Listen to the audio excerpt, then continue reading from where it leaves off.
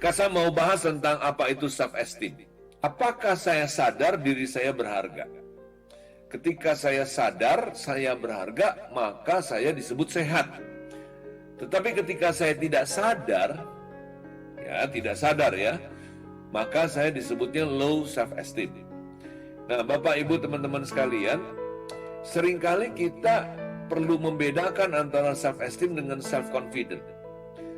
Self-esteem itu adalah tentang kesadaran bahwa saya berharga. Sedangkan yang namanya self-confident itu adalah tentang keyakinan atas kemampuan. Tapi seringkali kita nggak sadar loh kalau kita berharga.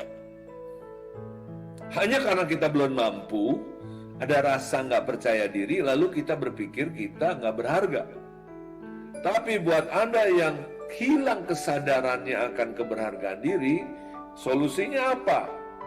Datang kepada Tuhan. Supaya di situ Tuhan memberikan kesadaran. Setan berkata, kalau kamu makan buah itu, kamu akan menjadi serupa dengan Tuhan. Padahal ketika mereka diciptakan, mereka sudah diciptakan serupa dengan Tuhan. Di dunia psikologi ini disebutnya insecurity atau low self-esteem atau ketidaksadaran bahwa mereka berharga, ya. Nah, inilah akibatnya, ini tanda-tandanya. Orang yang tidak sadar dirinya berharga itu seringkali hidupnya selalu ketakutan. Ada orang-orang yang self-esteemnya jelek ini kalau disuruh jadi agen asuransi gitu ya, kalau jadi sales, gila-gilaan kerjanya. Kenapa? Karena dia perlu membuktikan diri.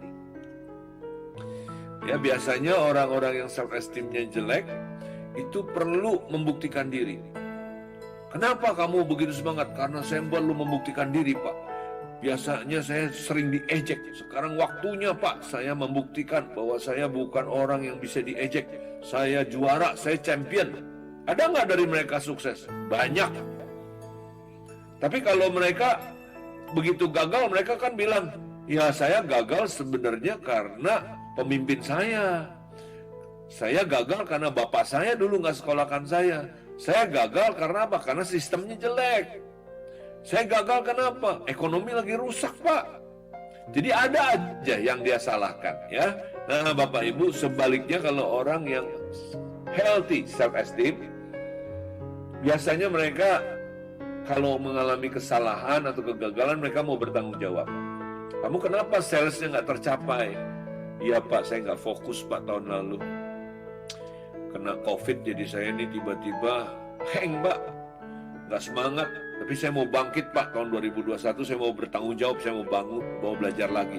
Nah, ini orang sehat. Kenapa kamu pelayanannya jelek? Iya, Pak, kemarin saya lagi patah hati, Pak. Saya ditinggal pacar, saya mau bangkit, Pak. Dia mau mengakui kesalahannya, dia mau mengakui kekeliruannya, kehilafannya. Nah, Bapak Ibu, hari ini saya ajak kita semua jangan sampai mau ditipu oleh setan. Apapun yang kita lakukan bukan untuk membuktikan apa-apa, tapi kita lakukan karena kita dicintai Tuhan, kita lakukan karena kita berharga, kita lakukan karena kita ditebus Tuhan. Mari kita angkat tangan, kita bersyukur pada Tuhan. Tuhan, terima kasih. Apapun yang aku ada, aku tahu Tuhan tidak sempurna, tetapi aku punya Tuhan yang sempurna. Aku menerima kasih yang sempurna.